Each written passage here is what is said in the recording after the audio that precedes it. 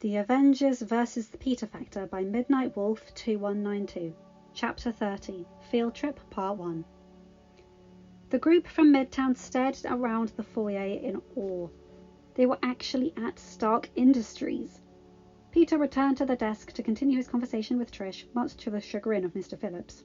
"Parker," Mr. Phillips said as he approached the teen. Trish looked up as Peter rolled his eyes before turning back to the teacher.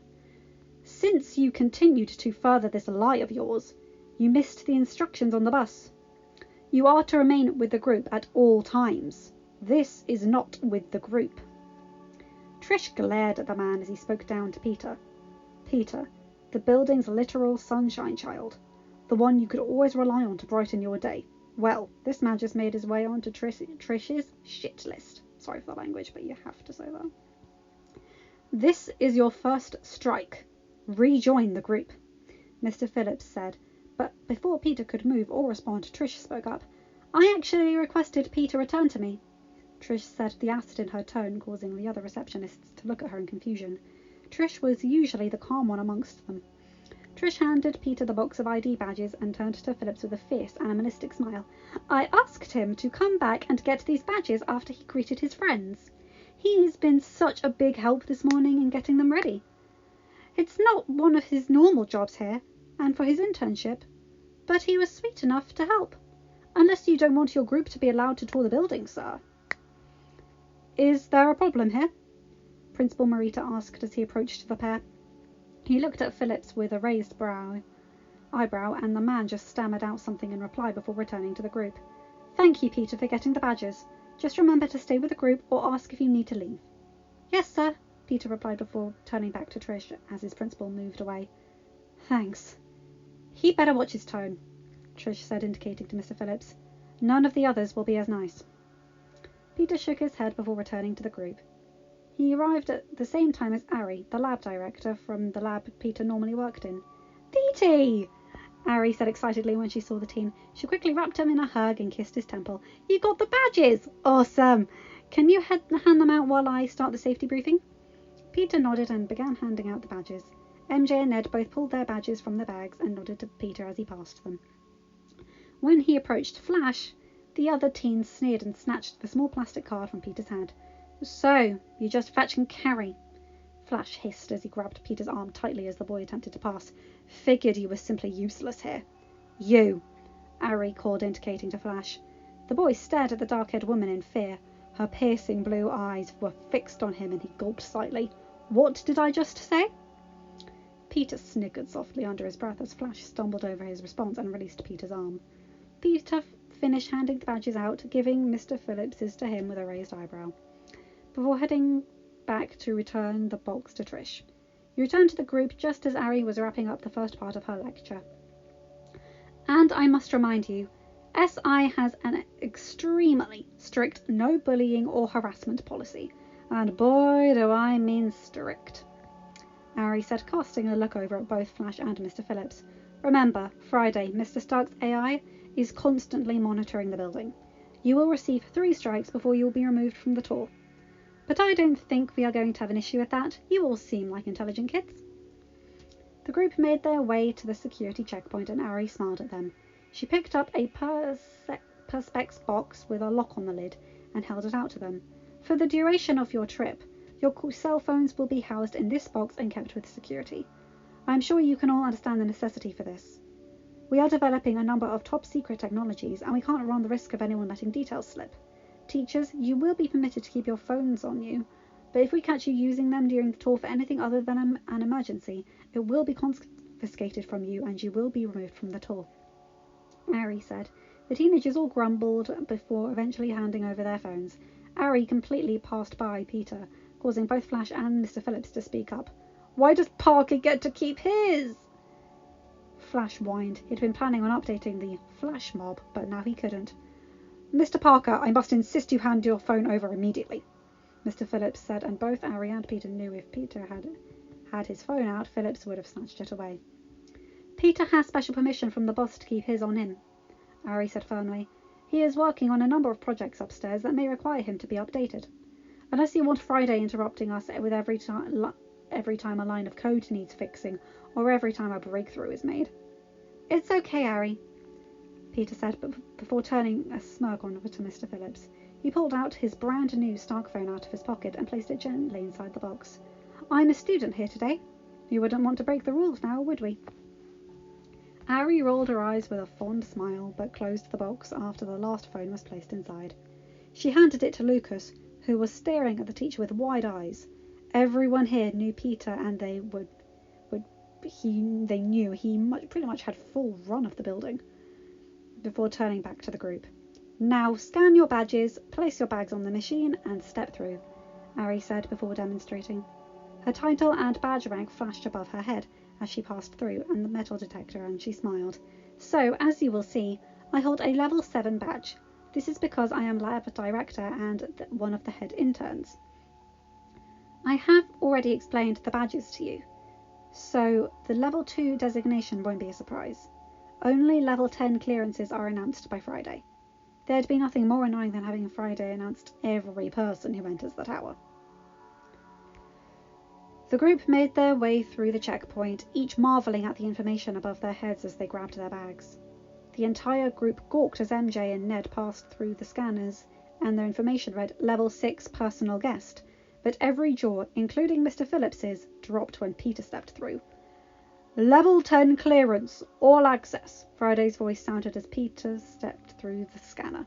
Mr. Parker, Labs 47 has requested your opinion on their most recent project. Your chemical experiments in Dr. B's lab are nearing completion, and there are about 15 other requests for your assistance. Shall I send them to your phone? No, thanks, Fry, Peter said as he picked up his bag and made eye contact with Mr. Phillips. I don't have my phone on me today. I'm with a school tour. Let the lab directors know, and I will try to stop by after my tour. Please keep an eye on the experiment in Dr. B's lab. Call him if anything needs to be done with it. Peter, under Baby Monitor Protocol Lab Edition, you are required to have your phone on you at all times, Friday said, and Ari tried desperately to suppress a snort of laughter.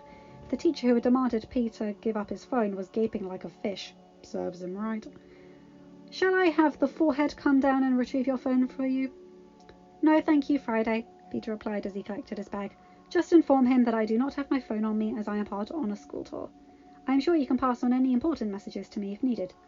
Of course, Peter, Friday said, and Peter was pretty much convinced that Tony was being informed of everything. Enjoy your tour. Forgive the interruption, Miss Jenkins. Well, now that everyone has passed through, let's go, Ari said excitedly, sharing a wink at Peter, before she turned and led the group to the elevator. I'm sure many of you know our history, but I'll give you a little background. Stark Industries was founded in 1940 by Howard Stark. We started as one of the largest weapons manufacturers in the Western world. During the 1940s, Howard Stark also worked on technology, but most of his work was done in conjunction with the United States Armed Forces.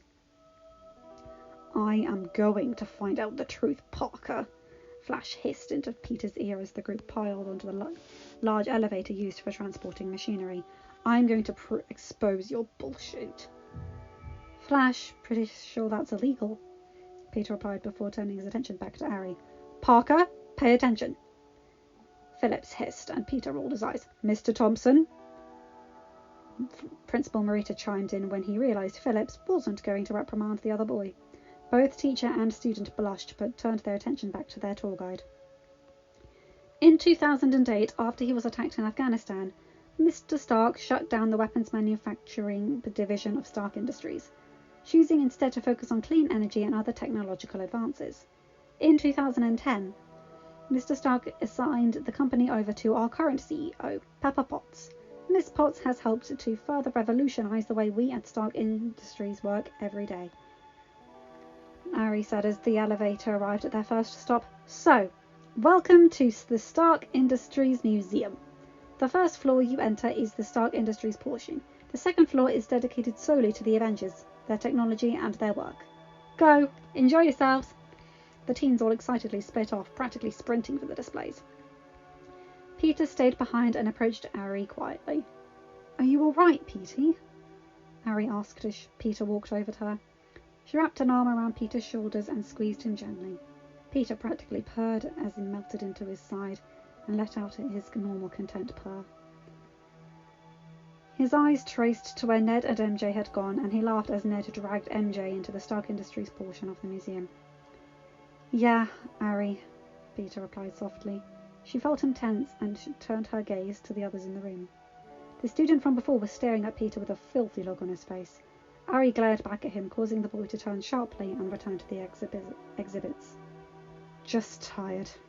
Yeah, I can imagine it's taxing having to deal with that all the time.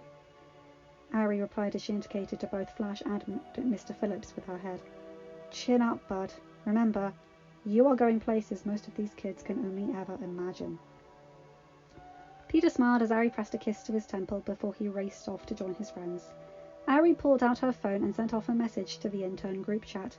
Dictator. When I bring this tour group up, lavish praise on Pete. He's having a rough day. Underling 1. Can do. Who's hurting our kid? Murder Princess. Can I throw acid? Tech Princess. Normally I don't condone Cota's murderous tendencies, but I think we should let her do it. Underling 2. You know the protective vibes are surging when innocent Molly wants to commit murder. Strawberry Nerd. We have many great things to say about our pup. We got him. Dictator. A few kids from his class are teasing him and his teacher's being a dick. Just make sure everyone knows we love him and we will protect him. Ari slipped her phone back into her pocket and followed the kids into the museums. Her gaze was caught on where Peter and his two friends were standing. They were looking at the Black Widow display with grins on their faces. Their boy looked so excited and happy to be there. Ari's own smile fell when the boy from before walked over to Peter and forcefully shoved into the kid. Ari let out a soft growl as she approached the teens silently. That was your first strike, Ari hissed from behind the kids. The kid, Flash, if she remembered correctly, jumped as she spoke and spun around almost violently. He opened his mouth as if to protest, but seemed to think better of it. He shot a glare over his shoulder before returning to one of the other exhibits. Ari wrapped an arm around P.T. and looked at him with wide eyes. P.T., tell me the truth. How long has this been happening? Too long, ma'am, MJ replied, before Peter could reply. Peter looked at his friend, but the girl shook her head. No, Peter, enough is enough. Yeah, Pete, Ned added before looking over at Ari as well. It happens nearly every day. Not just the name-calling as well, but also the physical. Petey, you need to tell someone, Ari said, but Peter just shook his head. Why not? He'll just focus it on somebody else, Peter said softly. I'm okay. I promise. Ari shook her head, but quickly pressed a kiss to the teen's head before returning to the front of the room. She kept an eye on Pete over the course of the group's time in the museum, and after 40 minutes, she called everyone back together. All right, time to head to the first lab of the day, Ari said. You will meet some of my underlings there. Now, I don't think I need to remind you all of lab safety, but the same rules that you would have in school abide here. Don't touch anything unless one of the interns says you can. We have some very sensitive projects happening in the labs. As they walked towards the elevator, Friday made her presence known. Peter, Lab 38 have requested your assistance with Norbert, Friday said, and Peter looked up at the ceiling with a grin. Footage shows he has once again found the knives. I told them to lock them up high, Peter said with a giggle, and Ari laughed as well. Norbert was actually the near-sentient Roomba that Peter and the tech nerds had created. It was a Roomba with an AI in it, but since they had used a variation of Karen's code, the Roomba continued to learn new skills. Fry, tell them to try and keep Norbert away from Dexter and Stabby. We aren't equipped for robot wars at the moment. And tell Norbert to behave himself. I'll send him up into the playroom later.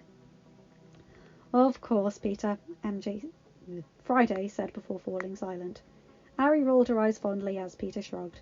The group climbed into the goods elevator again, and Ari pressed the button for the lab floor.